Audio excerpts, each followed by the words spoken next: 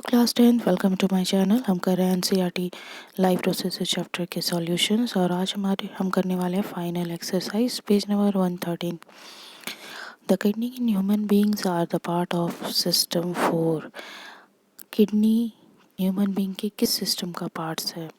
Nutrition, respiration, excretion and transportation. And we know that kidney is the part of our excretory system. ये रहा हमारा excretory system और ये part रहा हमारा किडनी, जो कि है एक्सक्रीटरी सिस्टम का पार्ट। यहाँ पर यूरिन फॉर्मेशन होता है जो कि यूरेटर के थ्रू यूरिनरी ब्लैडर में स्टोर होता है और यूरेथ्रा के थ्रू फिर बाहर निकल जाता है। So the next question is the xylem in plants are responsible for, we know that xylem in the plants responsible for the transport of water in the process of photosynthesis. Third one is the autotrophic mode of nutrition requires। Autotrophic mode of nutrition का मतलब है कि photosynthesis, जिसमें पौधे अपना खाना खुद बनाते हैं। उसमें क्या क्या चीज़ें चाहिए? Carbon dioxide and water, chlorophyll, sunlight, all of the above, and the answer is all of the above. The breakdown of pyruvate to give carbon dioxide, water and energy takes place in. Students, आप लोग याद कीजिए कि respiration के process में जो glucose है वो ब्रेकडाउन हो रहा था पायरुवेट के फॉर्म में। कहाँ पर? साइटोप्लाज्म में। एंड पायरुवेट कहाँ पर ब्रेकडाउन होता है? माइटोकॉन्ड्रिया में। और क्या दे रहा है? कार्बन डाइऑक्साइड, वाटर और एनर्जी देता है। So the answer is mitochondria. Fifth question is how are fats digested in our body, where does this process takes place. हमारे डाइजेस्टिव सिस्टम में कहाँ पर होता है फैट का डाइजेशन? बच्चों, चाहे फैट का डाइजेशन हो या प्रोटीन का डाइजेशन हो या फिर कार्बोहाइड्रेट का डाइजेशन है, ये होता है हमारे डाइजेस्टिव सिस्टम में, है ना। तो जब हम लोग फैट की बात करते हैं तो यहाँ जो लीवर सिक्रीट करता है क्या? बाइल जूस सिक्रीट करता है, जो कि कहाँ स्टोर होता है बच्चों? स्टोर होता है गॉल ब्लैडर में। और जब खाना पास कर रहा है स्टमक से होता हुआ कहाँ पर?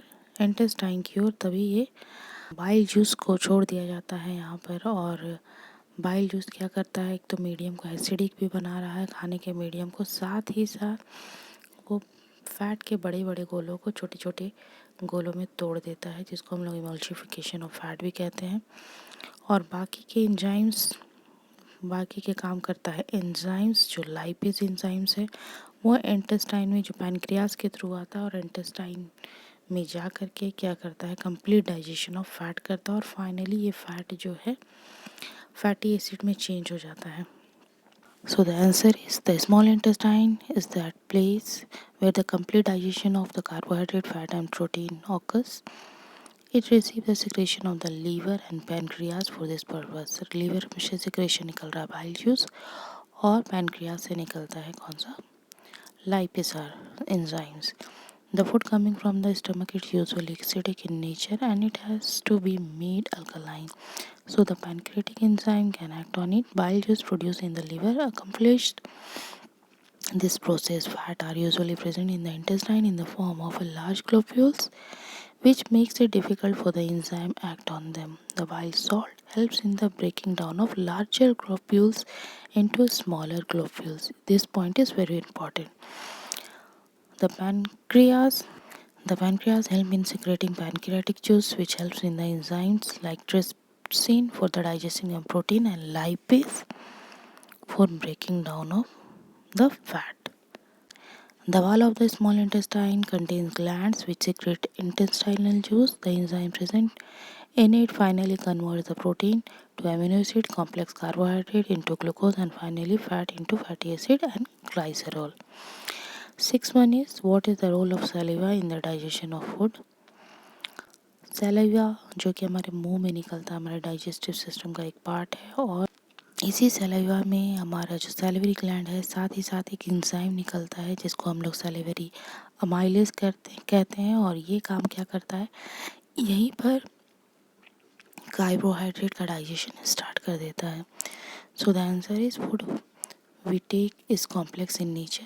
If it is to be absorbed from the alimentary canal, then it has to be broken into smaller molecules.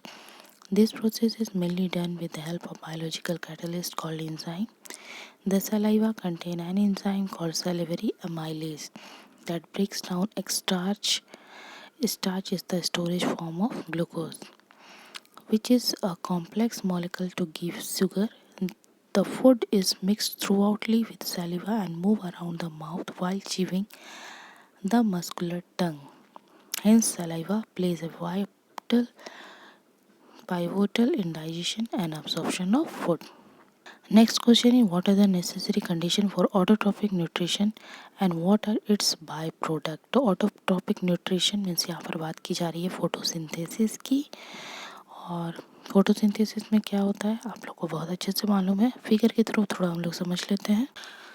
तो फोटोसिंथेसिस के प्रोसेस में होता क्या है बच्चों, होता ये है कि सनलाइट के प्रेजेंस में ये जो पत्तियां हैं पौधों की, वो क्लोरोफिल क्या कर रहा है, सनलाइट को ऑब्जॉर्ब करता है, साथ ही साथ नेचर से वो कार्बन डाइऑक्साइड को भी लेता है और सॉइल से वाटर प्लस मिनरल्स को जाइलम के थ्रू पहुंचते हैं कहाँ, पत्तियों में, और खाना तैयार होता है और उसके बाय प्रोडक्ट बनते हैं oxygen and sugar. So the answer is the energy and carbon nutrients of the autotrophic nutrition organism is obtained by process of photosynthesis. It is defined as the process by which autotrophs takes in substance from the outside surrounding and convert them into a store form of energy, that is starch. Okay, this substance is taken in the form of carbon dioxide and water, which is converted into carbohydrate in the presence of light and chlorophyll.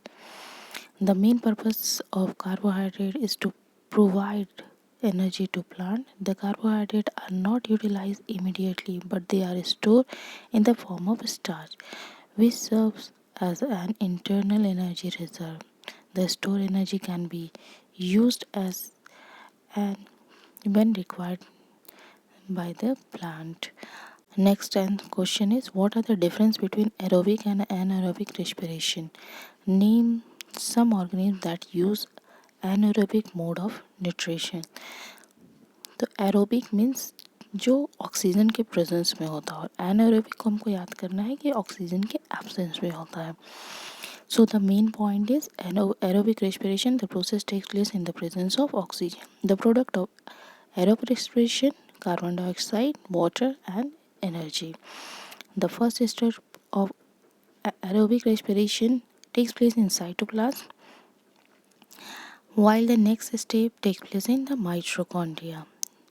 ये जो पहले question में हम लोग बात कर चुके हैं कि साइटोप्लाज्म में ही ग्लूकोज से वो पायरुवेट में चेंज होता है और फिर पायरुवेट का ब्रेकडाउन होता है माइटोकॉन्ड्रिया में। The process of aerobic respiration takes place in higher organism. In this process, complete oxidation of glucose takes place. Anaerobic respiration, the process takes place in the absence of free oxygen, means absence of oxygen में होता है. The product of anaerobic respiration is ethyl alcohol, carbon dioxide and little energy. Even in anaerobic respiration, the first step takes place in the cytoplasm while the next step takes place in the mitochondria. In this process, the glucose molecule is incompletely broken down.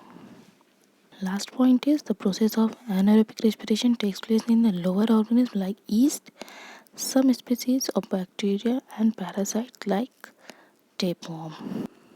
इस answer के लिए बच्चों breakdown of glucose by various pathway, ये figure जो है वो आप याद रखिए और आप इसको ड्रॉ करिएगा तो बहुत ही अच्छा होगा। ग्लूकोज जो कि पायरुवेट में साइटोप्लाज्म में ही चेंज हो जाता है और पायरुवेट फिर माइटोकॉन्ड्रिया में एंटर करता है, ये होता है प्रेजेंस ऑफ ऑक्सीजन में। कार्बन डाइऑक्साइड, वाटर और एनर्जी इसका प्रोडक्ट है और एब्सेंस ऑफ ऑक्सीजन में ये ईस्ट जैसे जीवों में होता है इथेनॉल, कार्बन डाइऑक्साइड और एनर्जी इसके बाय प्रोडक्ट्स हैं। एक और बात है, जब लैक ऑफ ऑक्सीजन होता है तो ये लैक्टिक एसिड और एनर्जी फॉर्म होता है, ये हमारे मसल्स में होता है। Next question is, how are the alveoli design to maximize the exchange of gases. पहले हम लोग इसका फिगर देखते हैं।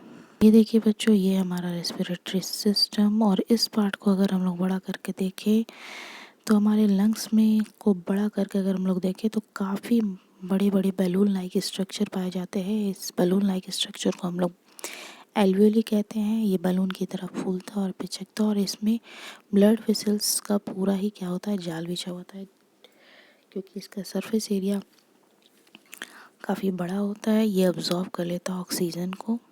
सो the answer is the lung is an important part of the body. The passage inside the lung divides into smaller and smaller tubes which finally terminates in balloon-like structure called as alveoli.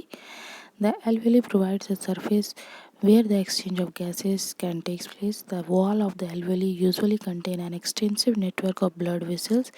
We know that when we breathe in, we lift out ribs, flatten our diaphragm, and chest cavity become larger. Because of this action, air is sucked into the lungs and fill the expanded alveoli. The blood brings the essential carbon dioxide from the rest of the body and supply it to alveoli. The oxygen in the alveolar air is taken up by the blood in the alveolar blood vessels to be transported to the all other cells of the body. During normal breathing cycle, when air is taken in and let out, the lungs always contain a residual volume of air so that there is sufficient time for oxygen to be absorbed and carbon dioxide to be released.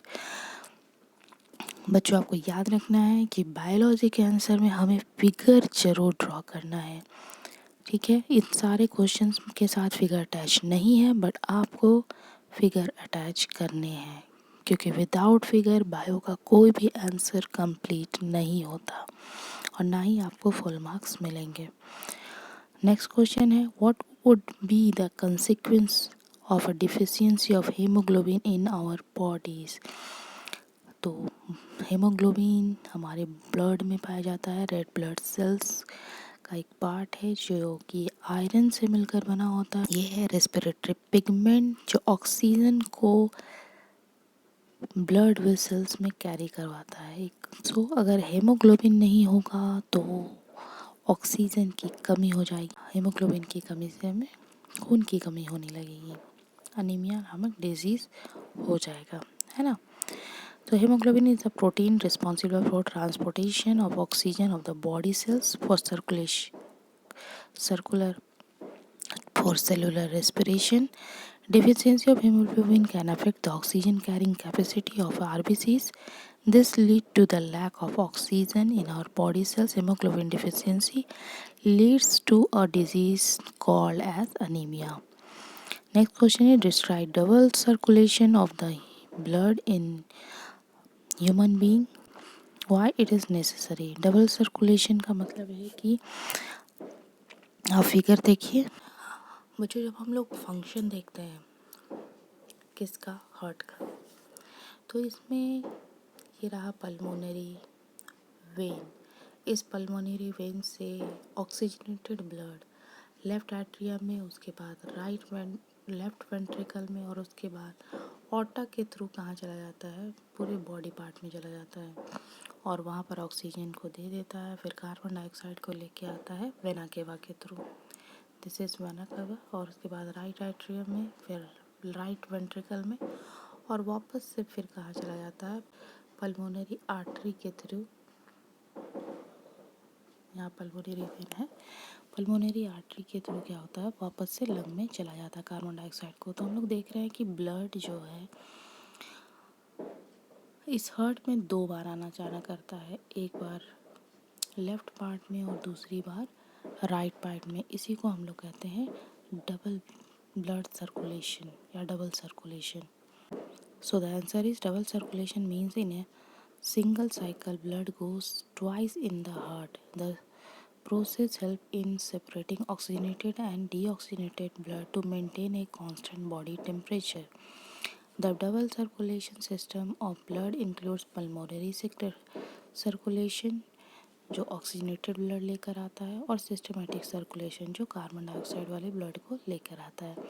The right ventricle pumps deoxygenated blood into the lung where it is oxygenated. The oxygenated blood is brought back to the left atrium.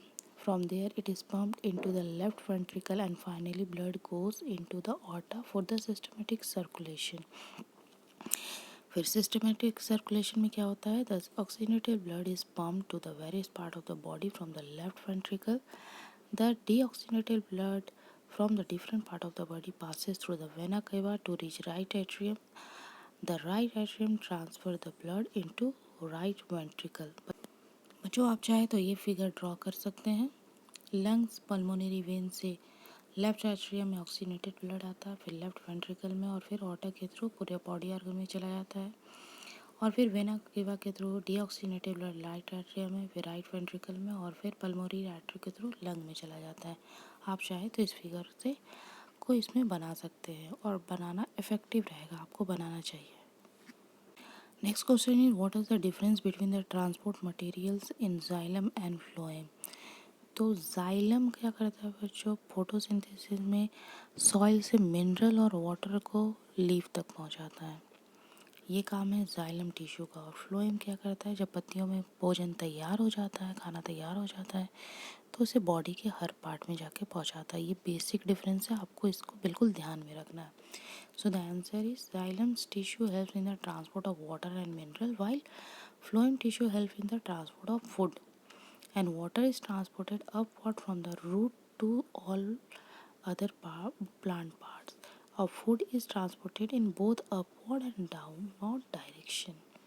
Next question, compare the functioning of alveoli in lungs and nephron in the kidney with respect to their structure and functioning. हमें क्या करना है, alveoli जो lung का part था, nephron जो कि kidney था का पार्ट है, इसको क्या करा, कंपेयर करना है। सो एक बार फिगर हम लोग देख लेते हैं। ये देखिए बच्चों, ये है एल्वियोली जो कि क्या है, लंग का पार्ट है। इसका भी सरफेस एरिया बड़ा होता है, ये भी अपने सरफेस एरिया को बढ़ाता है ताकि कि अब्जॉर्प्शन ऑक्सीजन का आराम से ब्लड वेसल्स में हो जाए। ब्लड वेसल्स का यहाँ भी क्या है, पूरा जाल बिछा हुआ रहता है। ये देखिए बच्चों, ये है हमारे नेफ्रॉन का फिगर है। यहाँ भी आप लोग देख रहे हैं क्या कि ब्लड वेसल्स का पूरा जाल बिछा हुआ, क्योंकि यहाँ भी अब्जॉर्प्शन की का जो प्रोसेस है वो लगातार चलते रहता है। मगर यहाँ बेसिक डिफरेंस क्या है, यहाँ पर क्या बन रहा है, यहाँ एक्सक्रीटरी प्रोडक्ट चल रहे हैं, यूरिन का फॉर्मेशन हो रहा है, जबकि लंग था वहाँ पर क्या हो रहा है, ऑक्सीजन का प्रोसेस चल रहा है, मीन्स ऑक्सीजन अब्जॉर्प्शन का प्रोसेस चल रहा है। So the answer is alveoli are teeny balloon-like structure present inside the lung, while nephron are tubular structure present inside the kidney. And the wall of the alveoli are one cell thick, and it contain an extensive network of blood capillaries. Nephron are made up of glomerulus, Bowman capsule, and a long renal tube. Function क्या है, the exchange of O2 and CO2 takes place between the blood of the capillary that surround the alveoli and the gases present in the alveoli. And the function of nephron is the blood enter the kidney through the renal artery. The blood is enter here, and the nitrogenous waste in the form of urine is collected by collecting duct. Alveoli are the site of gaseous exchange, while nephron are the basic filtration unit.